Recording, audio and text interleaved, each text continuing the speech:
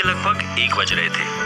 पूरा पानागढ़ शहर नींद में खर्राटे भर रहा था। सड़कें भी झपकियां ले रही थी। घरों की खिड़कियों पर अंधेरा पसरा हुआ था, लेकिन गोपाल दास धर्मशाला छोटे बड़े बल्बों की लड़ियों से रोशनी में नहा रही थी। गेट पर फूलों से सजा दिल के आकार का बोर्ड लगा था, जिस पर लिखा था कंचन वेट्स निखिल। धर्मशाला के आंगन के बीचों बीच मंडप गड़ा था। आम की पत्तियों फूलों से सजे मंडप के एक ओर निखिल और कांचन बैठे हुए थे, तो दूसरी ओर पंडित बैठे हुए थे, एक लड़की की तरफ से तो एक लड़के की तरफ से। मंडप के आसपास ज्यादातर लोग जागने की कोशिश में सो रहे थे। सिर्फ निखिल, कांचन, मंत्र पढ़ता हुआ पंडित और परिवार के कुछ सदस्य ही जाग रहे थे। निखिल और कंचन भी सोना चाहते थे, मगर उनकी ही शादी थी तो मजबूरी में जागना पड़ रहा था। दिन भर के कार्यक्रमों ने उन्हें थका सा दिया था। दोनों बहुत कोशिश करके नींद भरी आंखों से जाग रहे थे और आंखें फाड़ फाड़ के पंडित को देख रहे थे। पंडित जी इतने धीरे धीरे मंत्र क्यों पढ़ रहे हैं? आज हमारी शादी हो भी पाएगी या नहीं? दोनों यहाँ वहाँ नजरें घुमा के देखते तो कोई सोफे पे बैठे बैठे सो रहा था, कोई बगल वाले की गोद में सर रखे सो रहा था और कोई पैर फैलाए कुर्सी पे नींद में गिरते गिरते बार बार बच रहा था। कुछ लोगों के खर्राटे की आवाज पंडित जी के मंत्रों से भी तेज थी। अरे ये कौन नालायक है जो इतनी जोर जोर से ढोल पीट रहा है? ओहो, इतनी मुश्किल से तो नींद लगी थी, जगा दिया। अरे बंद करो रे ये ढोल पीटना। तभी ढोल की आवाज बंद हुई और टेंट के अंधेरे से निकल के ध्रुव सामने आया। उम्र 29 साल, सर पे घने बिगड़े हुए बाल, होंठों पे हंसी और आंखों में खुशी की चमक थी। सर पे सेहरा बांधे, blue jeans, white T shirt पहने हुए वो सबके सामने आया। उसे देख के निखिल के चेहरे पे बड़ी सी मुस्कान आ गई। लो जी, ये तो ध्रुव है। ध्रुव आ गया, वाह वाह। ध्रुव ने ढोल अपने गले से उतारा और पीछे आ रहे ढोल वाले को ढोल पकड़ा दिया। फिर अपना बैग लेकर वो तेजी से मंडप की ओर भागा और निखिल को गले लगा लिया। अबे ये कोई टाइम है आने का? भाई की शादी में इतना लेट आते हैं? मुझे तो लगा तू आएगा ही नहीं।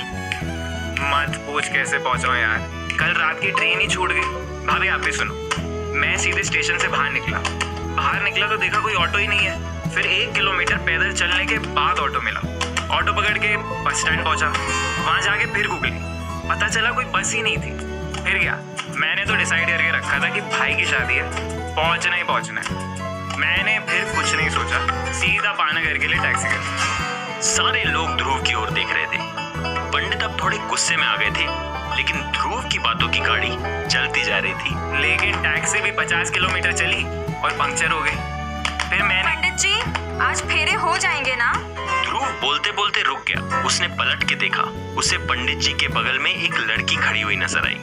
ये थी दुल्हन की दोस्त संस्कृति, जो ध्रुव को ही देख रही थी। उसकी आंखों की गहराई में एक अट्रैक्शन था, जिसने ध्रुव को कुछ देर के लिए बांध लिया। सांवला रंग, घुंघराले बाल, आंखों में हल्का सा काजल, माथे पे काली बिंदी, कानों में झुमके और दोनों हाथों में कांच के 2-2 कंगन। काले रंग के सूट पे हल्के सितारों वाली काली चुनरी पहन के संस्कृति बहुत ही खूबसूरत लग रही थी।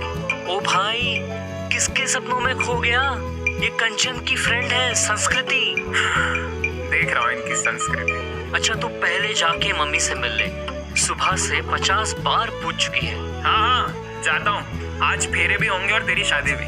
पंडित जी खड़े क्यों हो गए? बैठो और पढ़ो मंत्र। भाभी अभी मेरी कहानी खत्म नहीं हुई है, घर चलो पूरी सुनाऊंगा। कितनी मुश्किल से पहुंचा हूँ। बिल्कुल वैसे तो फेरों के बाद दूल्हा दुल्हन बहुत कुछ करते हैं, पर चल कोई नहीं, हम यही सुन लेंगे।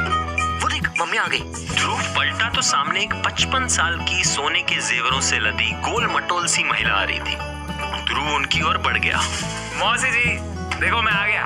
बोला था ना चाहे विदाई पे आऊं, लेकिन आऊंगा जरूर। मौसा जी कहाँ है? अच्छा आप रहने दो, मैं ढूंढ लूंगा। पहले अपना सामान रख देता हूँ। मेरा रूम कहाँ है? अच्छा रहने दो, मौसा जी से ही पूछ लूंगा। इससे पहले कि मौसी कुछ बोलती, ध्रुव ने अपना बैग उठाया और आंगन से निकल के कतार से बने कमरों की ओर चला गया।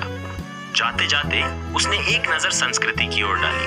संस्कृति भी उसी की ओर देख रही थी। अपना सामान अंदर रख के ध्रुव जब मंडप के पास आया तो देखा फेरे वापस शुरू हो गए थे। पंडित जी मंत्र पढ़ रहे थे। मंत्र पढ़ते पढ़ते जब पंडित जी की नजर ध्रुव पे गई तो वो थोड़े गुस्से में आ गए। लगता है पंडित जी को चाय नहीं मिली। भाई कोई है जो चाय पिलाएगा हम बारातियों को? क्यों पंडित जी, आपका तो चाय के बिना मंत्र पढ़ने में भी मन नहीं लग रहा होगा। पंडित जी ने गुस्से से ना में सर हिलाया। संस्कृति कंचन के बगल से उठ के ध्रुव के पास आई। सिर्फ चाय लेंगे या कुछ खाने को भी?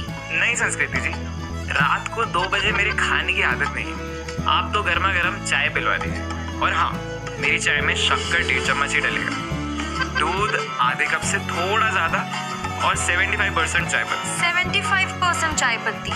ये कौन सा फॉर्मूला है भाई चाय बनाने का? और ये बनती कैसे है? अरे मैं बनाता हूँ ना, और ऐसे बनाता हूँ कि पीने वाला बस पीता रह जाता है। अच्छा, तो आप कोई टी शॉप चलाते हैं क्या? Excuse me, I am working in a finance company as the youngest RM। कभी कार या बाइक के लिए लोन चाहिए हो तो बताना, सबसे कम इंटरेस्ट पे दिलाऊंगा। आप बचपन से ही ऐसे हो क्या? कैसे संस्कृति जी? जैसे हो। नहीं, बचपन में दाढ़ी मूछ नहीं थी ना, मेरी इतनी हाइट थी। अरे मेरा मतलब 75% से था। अच्छा वो नहीं, वो तो मुझे चाय बनाते बनाते समझ में आया। You see, I have done a huge research on the art of tea making. If you don't mind, आप एक काम करिए, जाके अपने लिए खुद ही चाय बना लीजिए, क्योंकि यहाँ आपके फॉर्मूला के हिसाब से कोई चाय बना नहीं पाएगा। बाकी लोगों के लिए चाय मैं बनवा दूंगी। अच्छा जी, तो किचन कहाँ है? चलो मैं दिखाती हूँ। दोनों कॉरिडोर से होते हुए धर्मशाला की दूसरी ओर चल दिए। नाइस नेम, संस्कृति। तुम्हारे मम्मी पापा ने क्या सोच के रखा है ना? वो क्या संस्कृति मंत्रालय में थे? I mean ministry of culture. हाँ समझ गई, हिंदी मेरी अच्छी है। इस हिसाब से तो तुम्हारे पेरेंट्स एस्ट्रोनॉट्स होंगे ना, या स्टार्स को स्टडी करने वाले एस्ट्रोलॉजर्स, मिस्टर ध्रुव तारा?